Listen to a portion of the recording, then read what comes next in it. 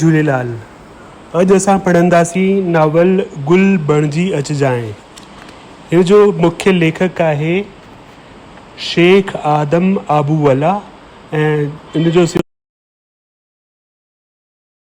सिंधी में तर्जुमो कयो आहे डॉक्टर जेठो लालवाणीअ।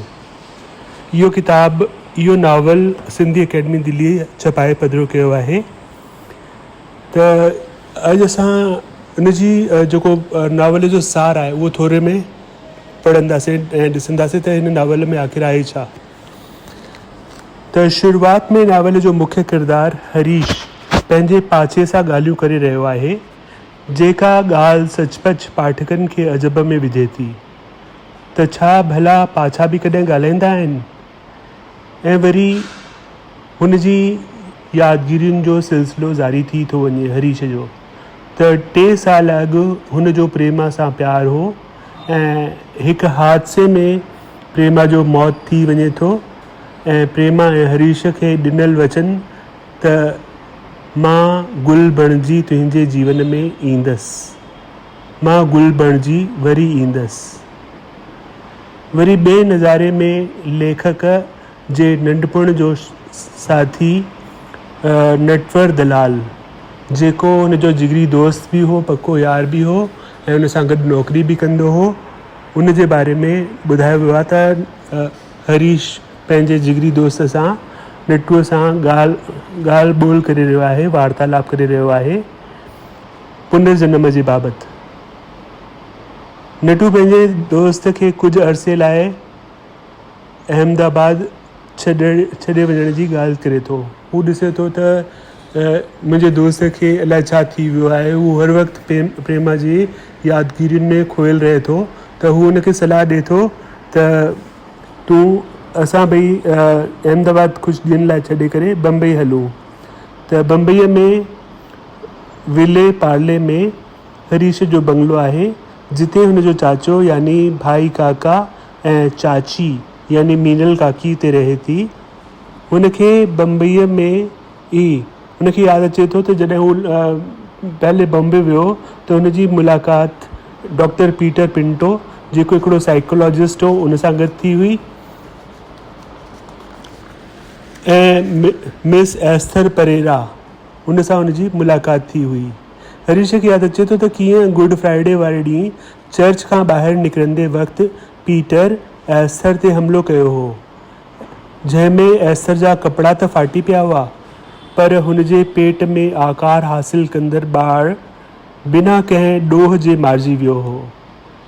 इन ॻाल्हि जो पीटर खां वधीक हुनजी पत्नी मार्था खे वधीक सदमो लॻो हो ऐं हुन 3 ॾींहं ई हिन दुनिया मां चालाणो कयो हो, या खणी चइजे त पीटर ई हुनजी योजनाबद्ध तरीक़े सां पंहिंजी ज़ाल मार्था जी हत्या कराई हुई। हरीश जो जेको पीउ हो द्वारकादास चतुर्वेदी वकील हो ऐं हरीश जे माउ पीउ ॿिन्ही जी मौत खां पोइ हरीश जी सॼी मिल्कियत जो मालिक हू पाण हो। बम्बईअ में अची करे बि हरीश खे प्रेमा जी यादगिरियूं सताइनि थियूं। एस्थर पीटर जो प्रेम हो, ॿिन्ही में उमिरि जी हिकु ऊनी खाई हुई। एस्थर अञा 14 साल पूरा कोन कया हुआ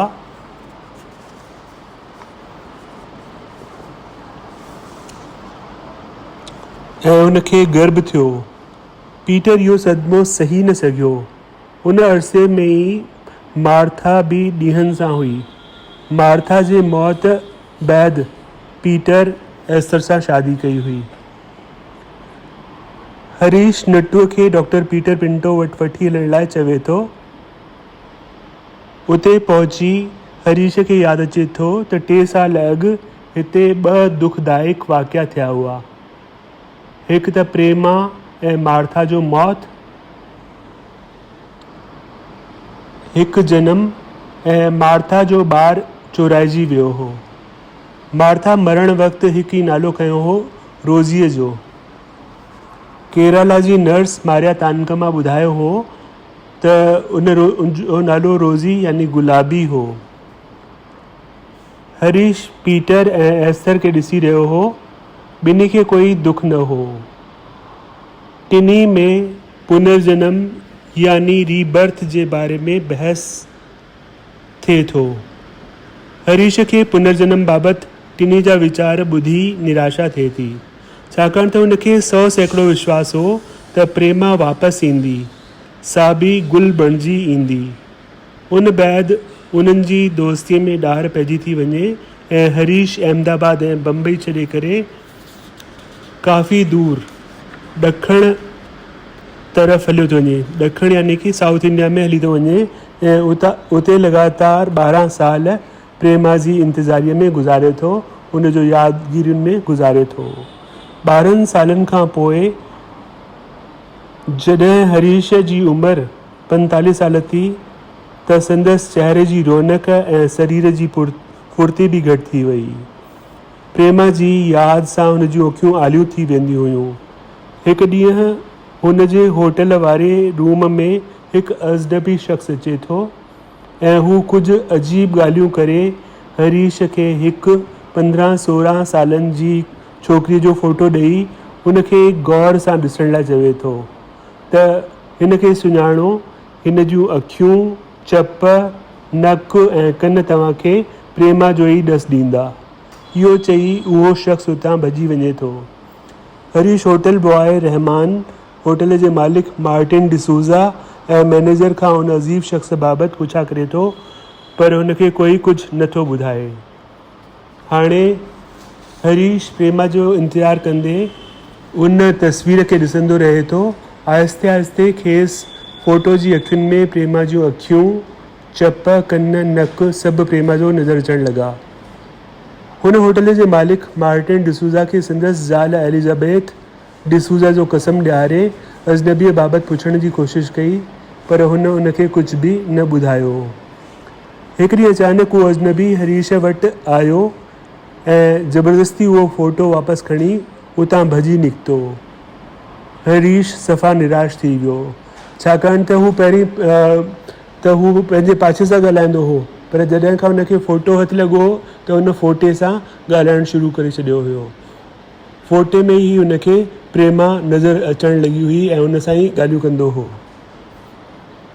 त जॾहिं हू फ़ोटो खसे थो निकिते तॾहिं हरीश फ़ैसिलो कयो त उहा होटल जी मालकिन एलिज़ाबेथ सां गॾिजे थो ऐं हुनखे एलिज़ाबेथ बि हुनजो आज़िया करे हुनखे अलॻि अलॻि एल्बम ॾेखारे थी।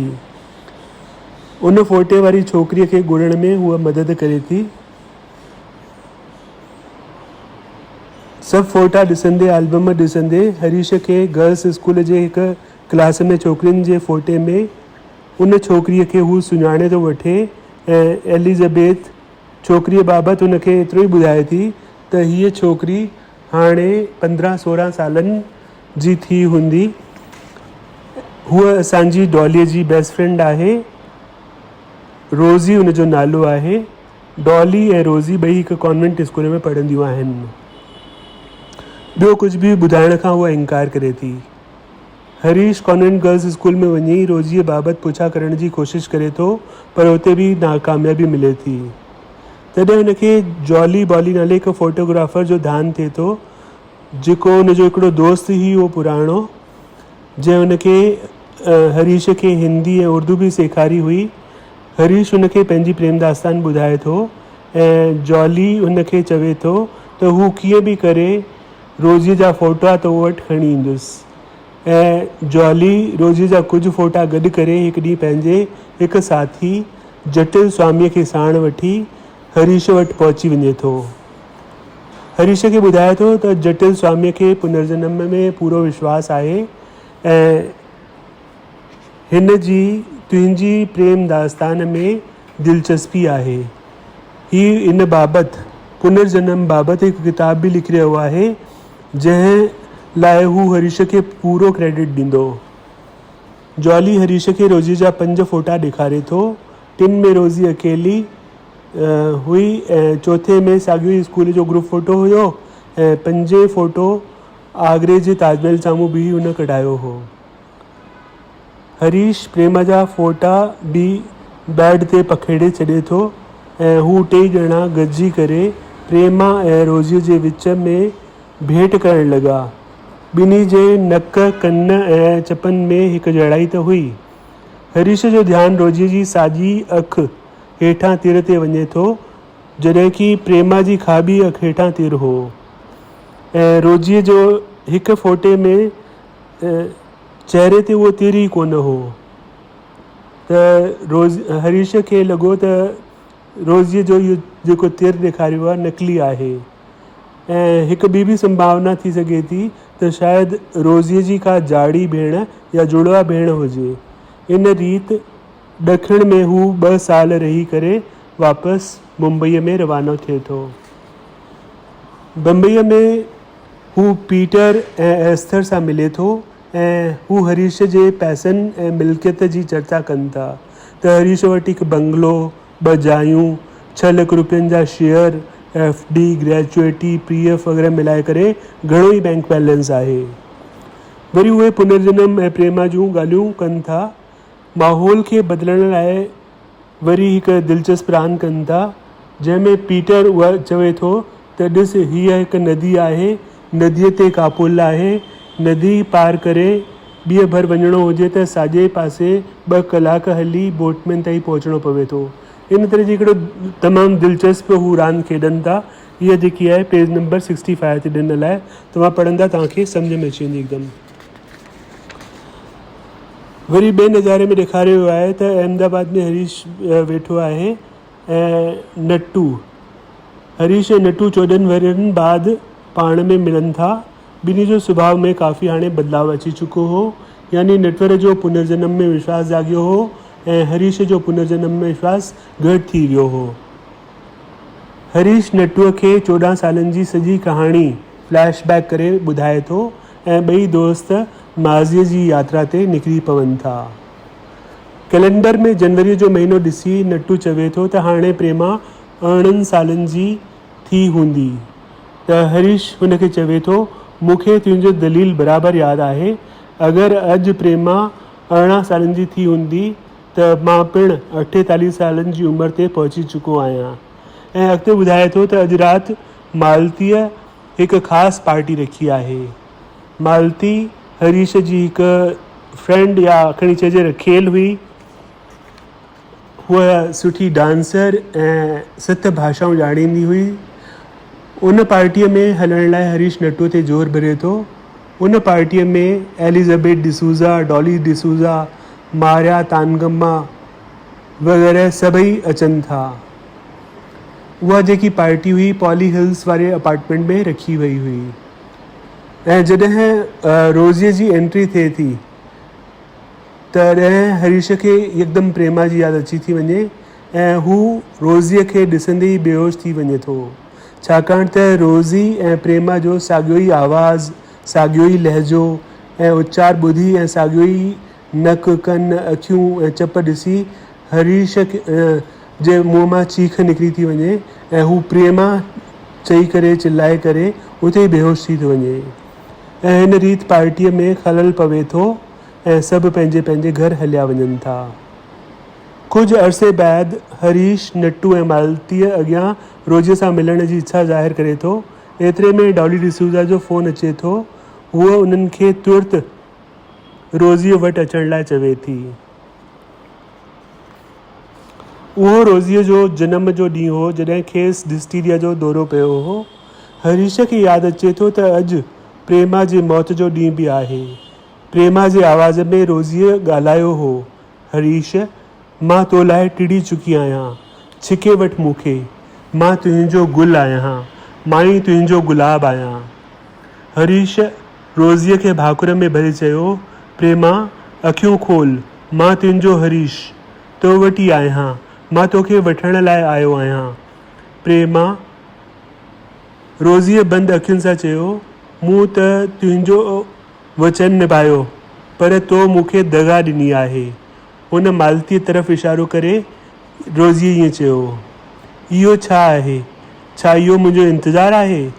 मूंखे कुमाइजी वञण ॾे, मां मुरझाइणु चाहियां थी, मुंहिंजो विश्वास धुॾी वियो आहे।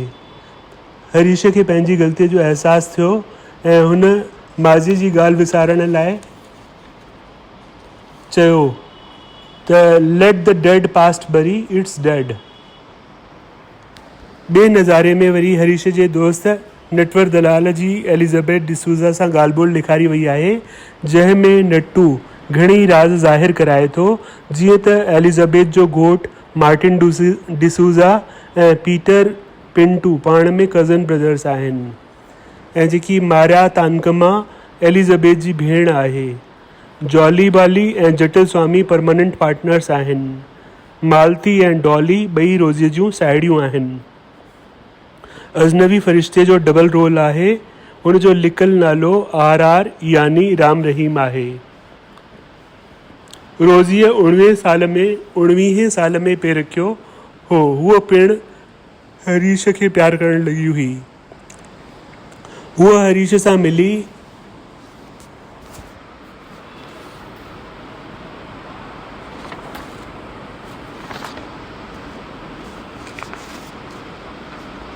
माज़ीअ जी यादुनि खे ताज़ा करे चवे थी, हरीश जिते तूं उते मां, ही सिर्फ़ु लफ़्ज़ कोन्हनि, इहे ई मुंहिंजी आत्मा जे संकल्प मां पैदा थियल गुलाब जा गुल आहिनि। हरीश बि रोज़ीअ सां गॾु माज़ीअ जी प्रेमा जे संबंध में या प्रेमा जे बारे में थियल लॻभॻि समूरा वाक़िआ यादि करे थो। ॿिए नज़ारे में एस्थर, पीटर, हरीश ऐं रोज़ीअ खे ॾेखारियो वियो आहे।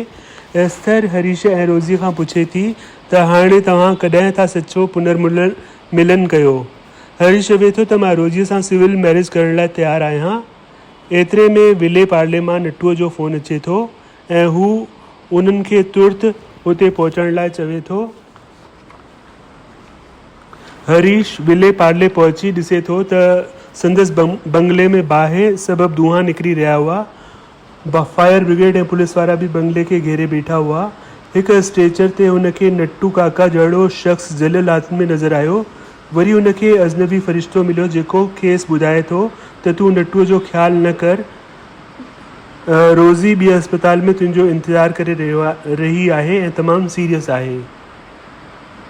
हरीश इहो ॿुधी करे बिल्कुलु मायूस थी वञे थो ऐं हॉस्पिटल जी ॾाकण ते ई किरी पवे थो। जॾहिं हरीश जूं अखियूं खुलनि थियूं तॾहिं हुनजे साम्हूं रोज़ी नज़र अचे थी, जेका खेसि ॿुधाए थी त स्ट्रेचर ते जेको माण्हू तो ॾिठो हुयो उहो नट्टू या नटवर दलाल न हो, ऐं हू हरीश खे नट्टूअ जो रबड़ जो ठहियल हिकु चहिरो ॾेखारे थी, जेको बिल्कुलु नटवर दलाल जहिड़ो ई हो। ऐं हूअ इहा बि ॿुधाए थी त इहो रबड़ जो चहिरो हुनखे RR वटां मिलियो हो। हरीश ऐं रोज़ीअ जी सिविल मैरिज थियण में अञा 2 ॾींहं बाक़ी हुआ। बम्बईअ में ॼण की पीटर ऐं महिमाननि जो झंगल उभरी पियो हो।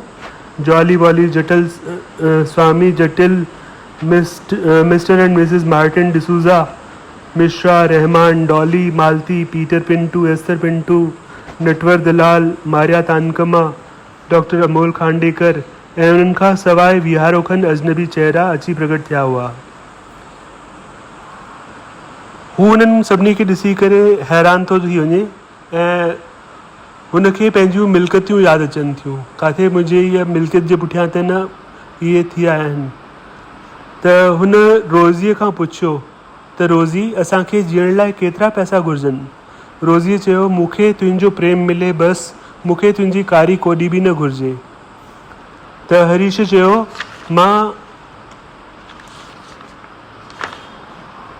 ज़रूरतनि जेतिरी रक़म जो बंदोबस्तु करे बाक़ी जी समूरी मिल्कियत समाज कल्याण संस्थाउनि खे दान में ॾियणु चाहियां थो। त इहा ॻाल्हि न रोज़ीअ खे पसंदि आई ऐं न ई संदसि माउ मारिया तानकमा खे। इन करे ॿिन्ही माउ धीअनि हरीश ते ज़ोर आणे दान करण वारी ॻाल्हि खे फ़िलहालु तर्क करण लाइ मञाए वरितो। महिमाननि जी मौजूदगीअ में मारिया तानकमा सभिनी जो ध्यानु छिकाए चयो, अॼु राति मां तव्हांखे हिकु अहिड़ी कहाणी ॿुधाईंदसि जो मिस्टर हरीश खे पंहिंजी ज़बानी यादि अची वेंदी। हरीश उहा कहाणी तुर्त ॿुधाइण लाइ चयो, पर मारिया तानकमा चयो त हूअ राति जो ई ॿुधाईंदी जॾहिं ॿिया सभु महिमान बि अची वेंदा। पर उहा राति भयानक निकिती। पाली हिल्स जे उन अपार्टमेंट में उन राति शादीअ में शिरकत कंदड़ महिमाननि खां वधीक पुलिस वारा माण्हू हुया, छाकाणि त उते आराम कुर्सीअ ते मारिया तानकमा जी लाश हुई। उन खां पोइ पुलिस इंक्वायरी शुरू थी वई। इन्वेस्टिगेशन जी जिम्मेवारी इंस्पेक्टर सुधाकर साठे मथां रखी वई। इंस्पेक्टर साठे खां सवाइ डिप्टी पुलिस कमिश्नर अनंत गुप्ते ऐं कांस्टेबल बलराम बापट, इहे सभु मिली करे इन्हनि जो बारे में ॿुधायो वियो आहे।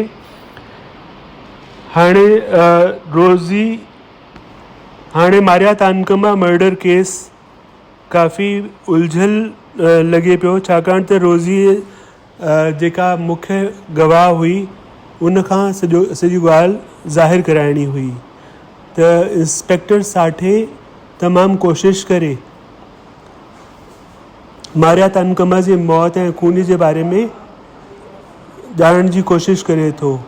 ऐं जॾहिं रोज़ी उहा कहाणी शुरू मस करे थी ऐं उहा ॿुधाए थी त जॾहिं मारिया तानकमा उहा कहाणी ॿुधाइण वारी हुई त बालकनीअ मां हरीश जो दोस्त मिस्टर नटवर दलाल हथ में हिकु हथौड़ी खणी करे आयो हो। हरीश खे उन ॻाल्हि ते यकीन ई न आयो त हुनजो प्यारो गहरो दोस्त ईअं करे सघे थो। हरीश खे इंस्पेक्टर इहो बि ॿुधायो त तव्हांजे प्यारे दोस्त तुंहिंजी प्रेमिका रोज़ीअ सां उरह जोरी यानी कि बलात्कार करण जी कोशिशि पिणु कई हुई।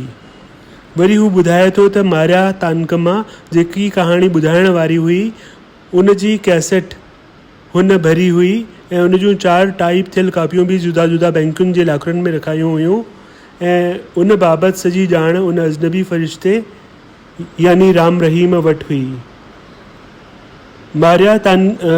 मारिया तानकमा मर्डर केस में जॾहिं रोज़ी कुझु न ॿुधाए रही हुई ऐं हुन ताज जो शाहिद बणिजी वई तॾहिं उन इहे कापियूं पुलिस जे हवाले कयूं। हरीश खे सम्झ में अची वियो त हुन जे ख़िलाफ़ु केतिरी न भयानक गैर काल्पनिक साज़िश रची वई हुई। उहा बि हिकु थैलीअ लाइ यानी कि $9 लख उन्हनि खे हासिल करण लाइ हुन जे ख़िलाफ़ु इहा साज़िश रखी वई हुई।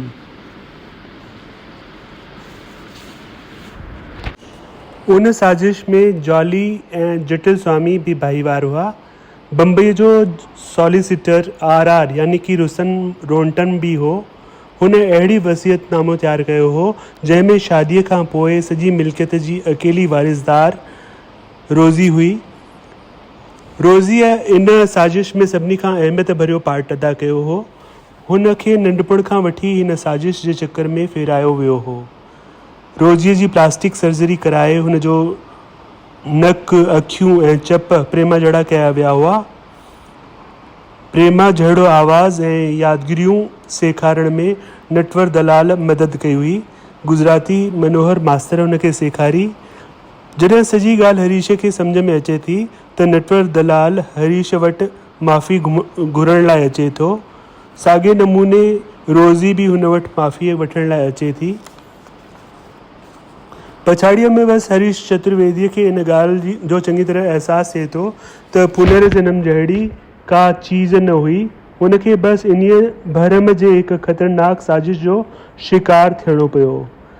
पर वरी बि वक़्त ते हुनखे सम्झ में अची वियो त हिकु क़िस्म सां हुनजो पुनर्जन्म हुनखे हिकिड़ो नओं जन्म मिलियो हो, पुनर्जन्म मिलियो हो ऐं हुनखे इंस्पेक्टर सुधाकर साठे नई ज़िंदगीअ लाइ वाधायूं पेश करे थो।